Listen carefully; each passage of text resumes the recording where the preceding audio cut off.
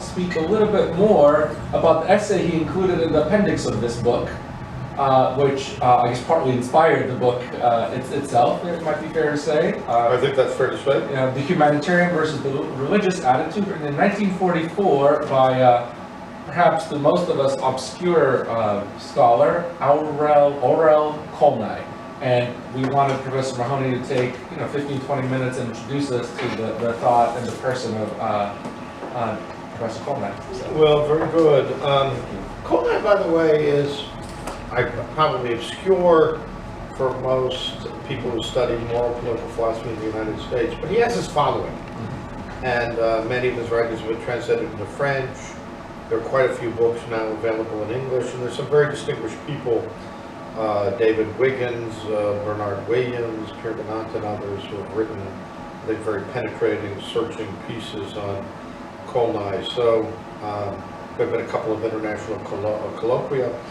And so Kolnai is a figure who sort of hovers, one of these Central European figures who sort of hovers in the background of many contemporary discussions. His phenomenological discussion of sexual ethics, which was written in the 1930s, has recently been re-released with a foreword by Roger Scruton. So he's better known than you might think. Okay. But Kolnai is one of these, so many Hungarians had an impact on 20th century life, on politics, on science, on philosophy. Think of the Polanyi brothers, or the historian John Lucas, or a great political and literary figure, Arthur Koestler. I could go on and on and on. Let me tell you a little bit, just a little more specifically about Kolnai. He was born in, am I supposed to be looking at the camera? Up to you, yeah, okay. Either way is fine. Okay. It's fine. Yeah. He was born in 1900 and he died in 1973 in London. He was born in Budapest.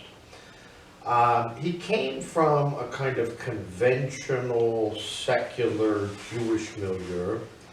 He was extremely intellectually precocious, which means he was very well read in all the classics and the major contemporary works of his time, through his high school years.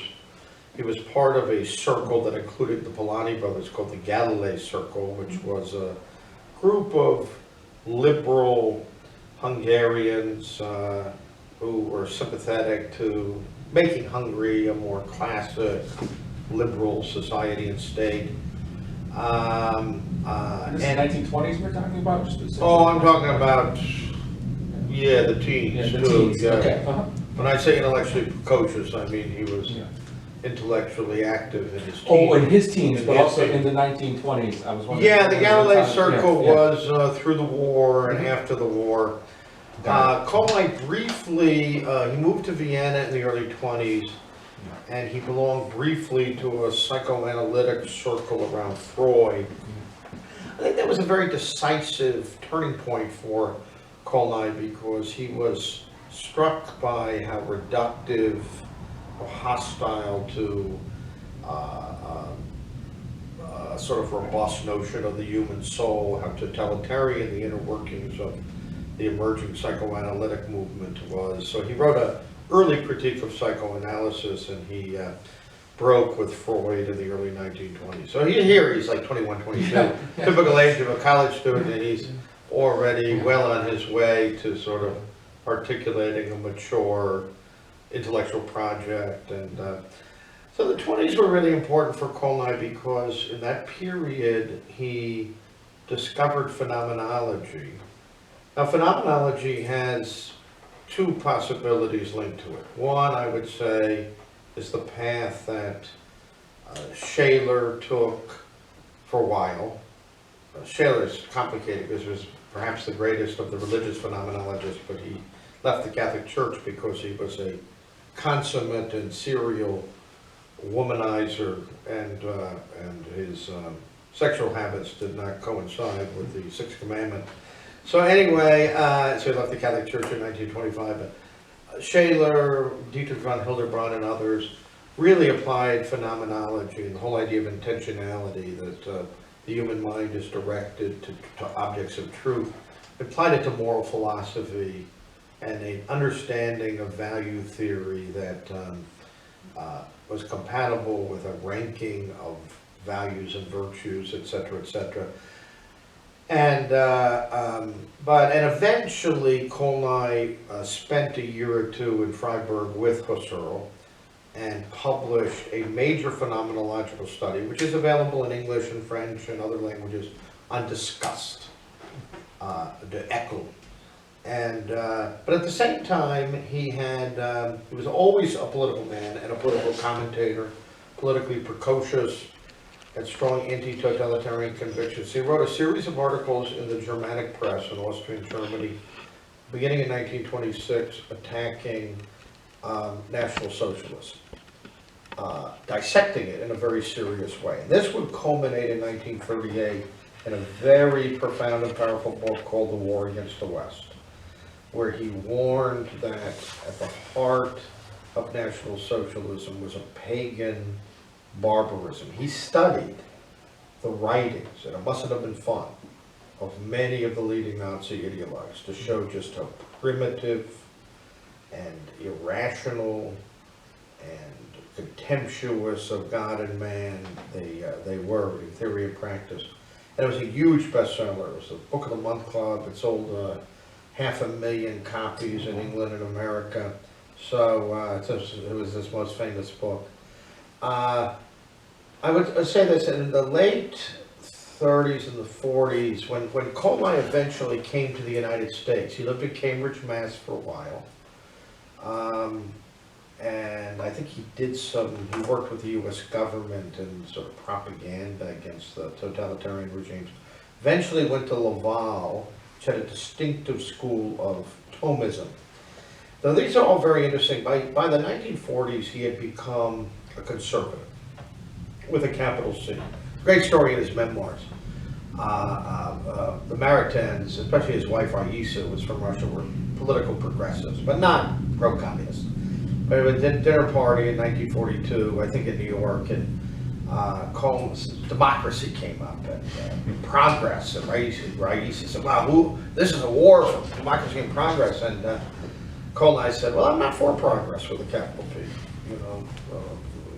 we're trying to defend civilization, not progress. And Raisa Maritain says, you're not for progress? Quite shocked. So this was the conservative Kolnai. In any case, in this period, in 44, he wrote The Humanitarian versus the Religious Attitude. In 1949, he wrote his greatest work of political philosophy, Privilege and Liberty, where he argued against what he called an identitarian view of democracy that flattened and submerged genuine human individuality in the name. He saw a radicalization of democracy leading to pantheism on the theoretical plane, and sort of mass society on the political plane. And those convictions would stay with him to the end of his life.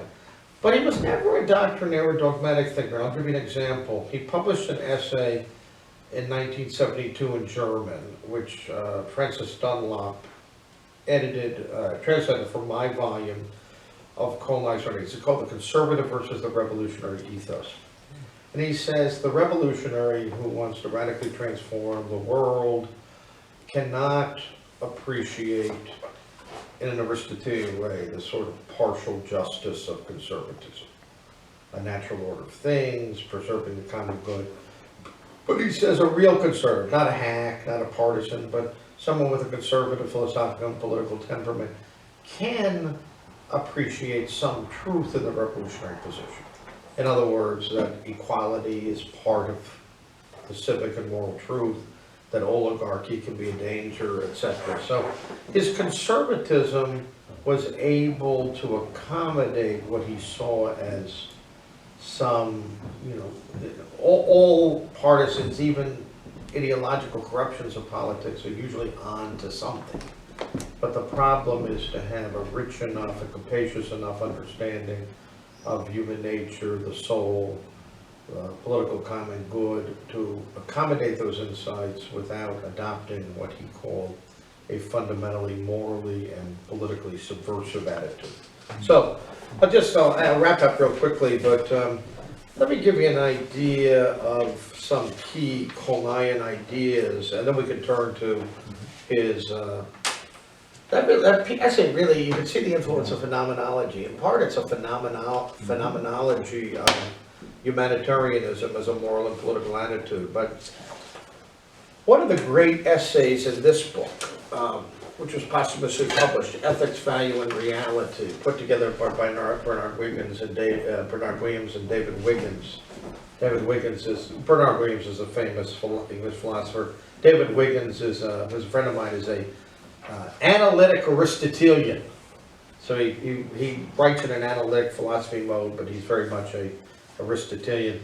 In any case, there's a classic essay from 1960 in this volume called The Sovereignty of the Object. And Kolnai didn't want to deny that we could learn something from subjective experience. But again, he was committed to this classical and Husserlian idea that the truth is directed to certain, the mind is directed to know the truth. There's a kind of intentionality that directs it to what he called the object. And so an authentic political philosophy, an authentic moral phenomenology, as he put it, doesn't brush aside subjectivities, but it searches for truth. And as Kolnai says, you know, today we hear from some of our students corrupted by relativism that, well, it's my truth. But Kolnai said, the truth is never my truth. Thought in the sense of thinking is always somebody's thought. But again, by its very nature, it aims at truth as such, and not electable paradox, this dialectical tension inherent to the finiteness and embodied conditions of man's mind lies at the root of huge difficulties and grave aberrations in our thought life. But he says, philosophy stands or falls with the affirmation of realism and affirmation that the world is created to be understood and the mind has an intentional relationship to the object. And that's why, and he thought that, he said there was no unbridgeable gap, no absolute breach of continuity, nor unbridgeable gap between ordinary experience and philosophy. Mm-hmm. True philosophy builds on common sense and ordinary experience. And so it doesn't reject it. And therefore tradition has a place. Tradition isn't sacred, but tradition contains a lot of inherited wisdom, and that to throw it out in some rationalist spirit is to war with the common sense that is an integral part, let me turn this off, an integral part of authentic philosophy.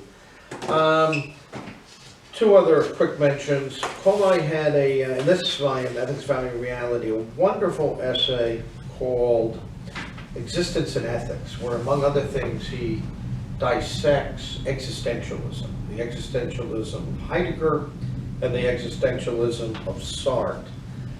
He makes a really wonderful argument. You know, the existentialists were always talking about authenticity, you know, he made the point, look, virtue is not really about intensity. So the authentic revolutionary, the authentic activist, he's intense, right? And, you know, in a certain parody of existentialism, but it's not much of a parody. What matters is to be committed, engagé. But you don't really care what you're committed to. You're always committed on the left, but it's not a reasonable choice. It's the intensity of the engagement or commitment that makes you authentic. Kolnai said authenticity is a second value good. What matters is the truth. What matters is the virtues. What matters is character. But there's such a thing as the authentic Christian, the authentic philosopher, the authentic gentleman. But he said the problem with authenticity as a first level good is it ends up deforming moral experience and subverting elementary human decency, because if you're intense enough, if you're committed enough, you can do all sorts of horrible things in the name of revolutionary transformation or being an individual, etc. Secondly, he said, Heidegger had this famous critique in Being in Time of Das Man, the people who take their bearings from what they say. And it's a good analysis in that it's a certain caricature of this tendency to take our bearings not from thoughtfulness or not from a richer reflection, but from what everyone else is doing, the kind of creeping conformism in modern and democratic life. But he also attacked this because he said, you know, the niceties and evasions of everyday bourgeois life are quite civilizing. You know, in other words, you don't want people running around in existential angst all the time, or worrying that they're going to die in the middle of the night. That some of this engrossment in everyday life and our responsibilities is not evil. It's a part of a healthy human life. And so there was a kind of extremism, a continental extremism that informed. And then this is what he said about the politics of the leftist Sartre and the rightist Heidegger. This is a typical Kolnaian passage. In the end, they have nothing to offer but doomed consciousness. The bourgeois world is finished, spiced with a high-sounding idealistic demand or worse. A new version of the aesthete's surrender to active barbarism, and an espousal of totalitarian tyranny is the next best substitute for the impossible pursuit of total freedom. So, pretty damning critique of the major representatives of left-wing and right-wing existentialism in the 20th century. One last mention of an essay by Kolnai, and I'll finish. Kolnai has another essay in Ethics, Value, and Reality called Moral Consensus.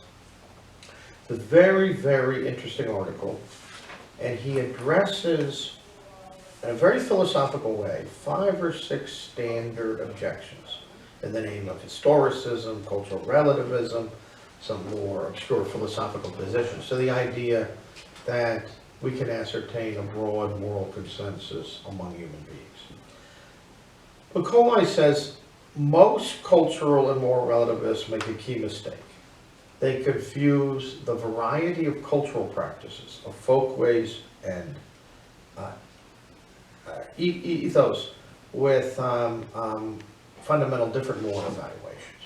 So I think Kolnai thought, you know, when it came to something like the cardinal virtues, there's very few places on earth where people value cowardice over courage, lying over truth-telling, imprudence over prudence, immoderation over moderation. You know, there's a kind of structure to the cardinal virtues that holds for man as man.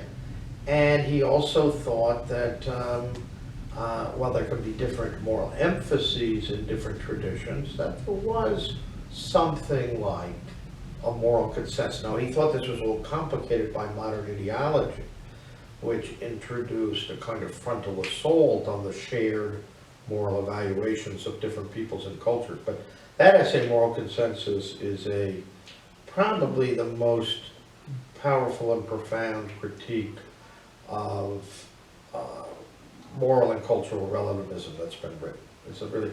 And I was going to say, at the end of his life, Kolnai was writing a phenomenology of the utopian mind. And one key thought there, Kolnai thought that the human soul and mind was marked by ineliminable tensions, as he called them. Kant would call them antinomies. But also by a kind of splitness in the mind. This is what Solzhenitsyn would call the drama of good and evil in the human heart.